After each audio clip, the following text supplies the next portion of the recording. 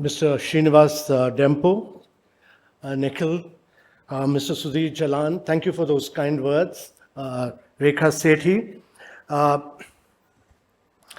Let me first say that it's been a great honor for me to give the awards to three very, very distinguished people whom I've admired for a very long time, and I've grown up admiring them. And I would really like to begin by extending my heartiest congratulations to Rohini Nilekani, Arun Puri, and Mr. R.C. Bhargav. The recognition of their unparalleled contribution is, to my mind, greatly, richly reserved. And I think for me, presenting awards to these three great people from India was itself a great honor for me. Rohini Nilekani, an author, a philanthropist, she's left an indelible mark on India's social sector. Her initiatives from founding Aragyam for water sustainability to co-founding Pratham Books, her unwavering commitment to change, currently chairing the philanthropies and co-directing Ek Step for Education, her contribution for Diksha. I was running the aspirational district programs where we were improving the 115 of the most backward districts of India, and I covered some of the most far-flung districts of India where they were using Diksha on the mobile, screening it, and the best education classes could all be gone through in the far-flung villages of India thanks to Rohini's Diksha. And she continues to inspire with her transformative work. Her dedication to a better, more equitable India, to my mind, is really, really remarkable. So I'm really greatly honored to give you the award. Arun Puri, the visionary man behind India Today and the India Today group, he's a real, true media pioneer. I mean, with his leadership role in the media, Thomson Press, TV Today, vast range of magazines, internet, television media, he's reshaped journalism in India in a manner in which nobody else has. And I've grown up reading India Today, so I can tell you that Arun's commitment to storytelling, his media excellence, is truly been inspiring for me. Mr. Bhargav, Mr. R.C. Bhargav, well, he's an ex-civil servant, who later quit the IS to go on and become the chairman of Maruti Suzuki. And what Maruti is today, really, it epitomizes in many ways the excellence of the Indian automobile industry, and it's singularly his contribution. And Maruti's leadership is a testament to his vision and dedication and his huge managerial skills. There is not a better manager than you that India has produced. And if India has excelled in the manufacturing field in the automobile sector, it's all thanks to Mr. Bhargav. So he is not only a strategic genius, but also a great compassionate leader, a great manager, a great manufacturing leader. So Mr. Bhargav, really been a great honor for me to present this award to you. So let me move on to G20. I just finished my 7-year tenure in Niti Aayog, and it was a long, exhausting tenure. So I'd actually gone to give my thanks and call on the Prime Minister. And when I finished a long interaction with him, he said, कि आप कल जाकर join करिए ये G20. So I didn't even figure out what he was saying. And he said, नहीं वो, तो I said, sir मुझे समझ में नहीं आया. So he said, नहीं वो कल join करिए, वो शेरपा की नौकरी join करिए आप कल जाके. So I didn't even know what the job of Sherpa was. So first I came back and tried to read up on what the job of Sherpa was. And then I figured out It's about taking your leader on top of the Mount Everest. And that was a tough one, So, and so I had not anticipated this. But then, as I got into the job, I realized that most countries actually do their G20 in one city, or they do it in two cities. So Indonesia did it in two cities, and they thought they were being very ambitious. But then, the Prime Minister said that I want G20 meetings to be held in every state of India. And he said, then we figured out that he wanted it to be done in over 60 districts of India. So we ended up doing 220 meetings in all states and 60 districts of India. So, and then he said, he called a meeting of the chief ministers and governors, and then he said that use this opportunity to transform these districts, is improve drainage, sewage, solid waste, roads, everything. So from the first meeting which we did in Udaipur, the Sherpa first meeting, till all the 220 meetings, and we did this in Lakshadweep, we did this in Ladakh, we did this in Arunachal Pradesh, we did it in Kashmir. Everywhere we used this as an opportunity to transform the districts and the cities where we were doing it. And then the Prime Minister said that use this opportunity to promote Indian artisans and push the one district, one product. So all local crafts were used as gifts.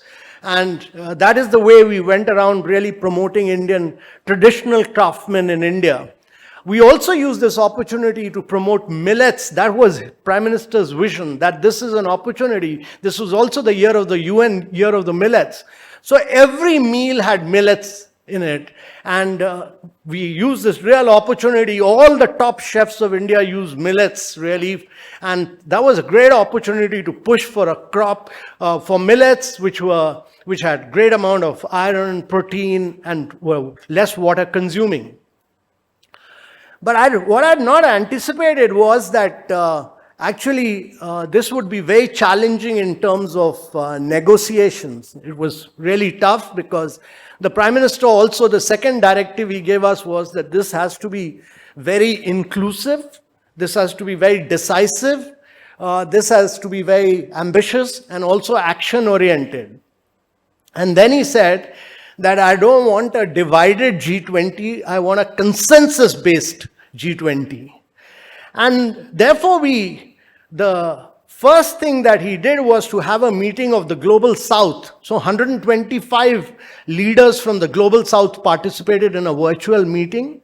And from that meeting, really our priorities emerged. One thing was very clear, that we will speak the voice of the Global South, we'll speak the voice of the developing and the emerging countries. And this was very important because this year, 80% of the global growth is coming from emerging markets. If you look at the IMF and World Bank, both say 80% of the global growth is coming from emerging markets. And in the next 2 decades, 80%, 2/3 to about 75 to 80% of the growth will actually come from emerging markets. And therefore, it was very important to position ourselves as far as the requirements of the developing world was concerned. And we focused on that very vigorously. So our priorities really became the priorities of the Global South and the developing countries as we went along. We focused on when India took over the presidency, there were several challenges. 200 million people had gone below poverty line because of COVID. 100 million people had lost their jobs. The SDG agenda, instead of progressing, had regressed. Only 12 of the 169 SDG goals are on track. And it was very important to push on that. And there was a huge challenge of climate action, climate finance. There was a challenge of multilateral institutions because they were all designed for the post-World War II period. They were designed in the post-Bretton Woods period, when the crisis of climate action did not exist, when the issue of sustainable development goals did not exist. And therefore, redesigning and reformulating the multilateral institutions was very important.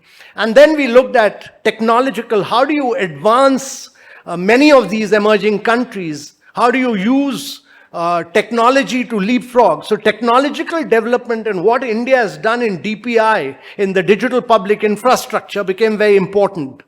And I think Nandan is sitting here, but Nandan's played a key role in some of these areas. But digital public infrastructure became a very key priority for us.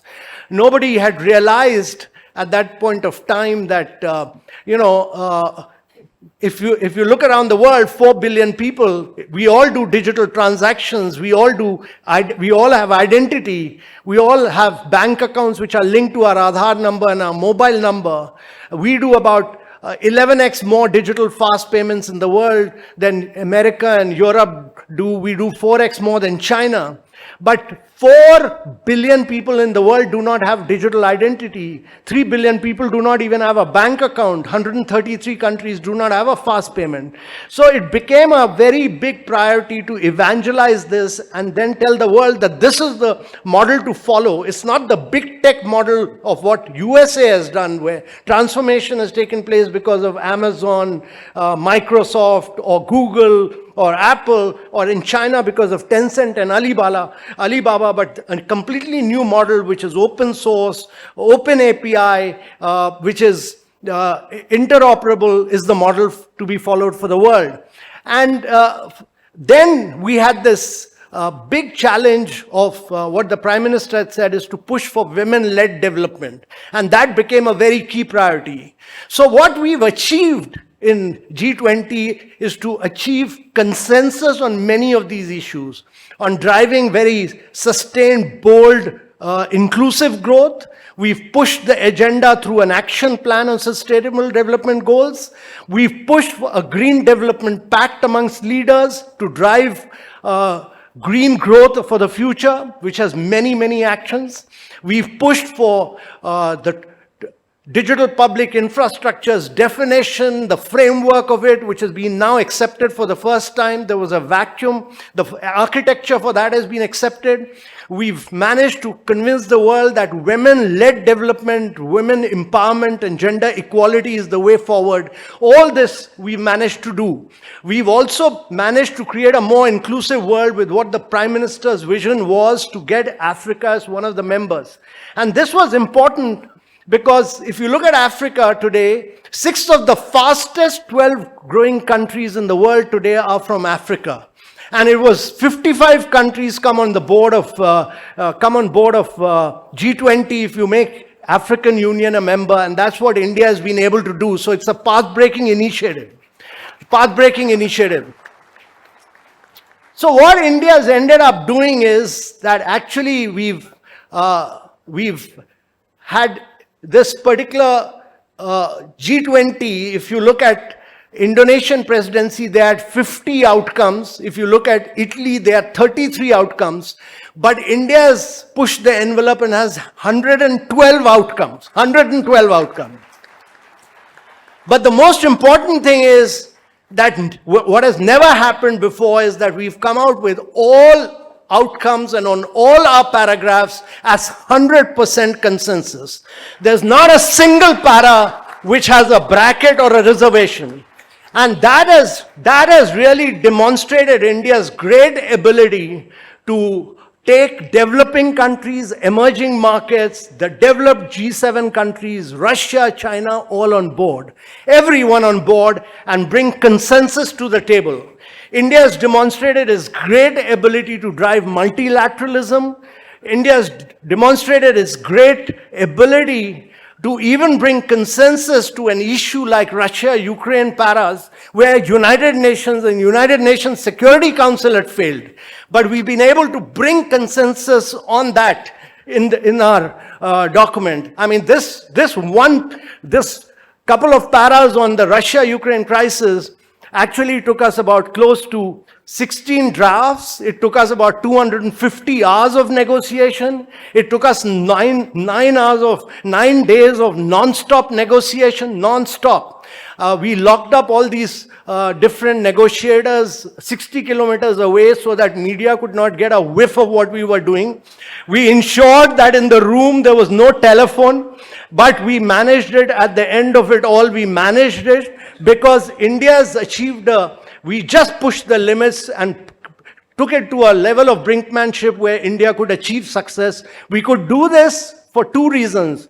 One is that India has acquired a very elevated status as far as its growth is concerned. It's the 5th largest economy. And secondly, I think as a Sherpa, I can say that the Prime Minister's own stature and standing as a leader was very significant in this. And his stature and standing really helped us to negotiate. We could be, as negotiators, we could be bold.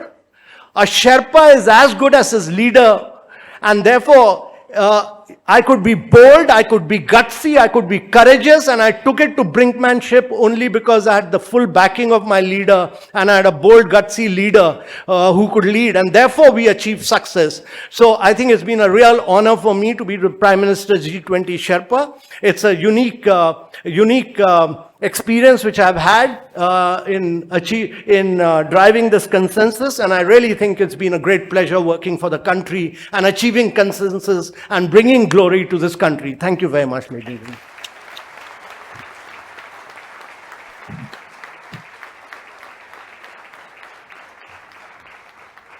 gentlemen. You don't need to clap because, as soon as this finished, Nikhil was asking me, have you had good sleep? And so I was planning to improve my golfing handicap and travel around India. The very next day, the Prime Minister said, काम पे वापस चलो, क्योंकि अभी तो virtual summit करनी है और इसका पूरे का implementation करना है. So with this Prime Minister, there's no full stop. You have to keep working around the clock.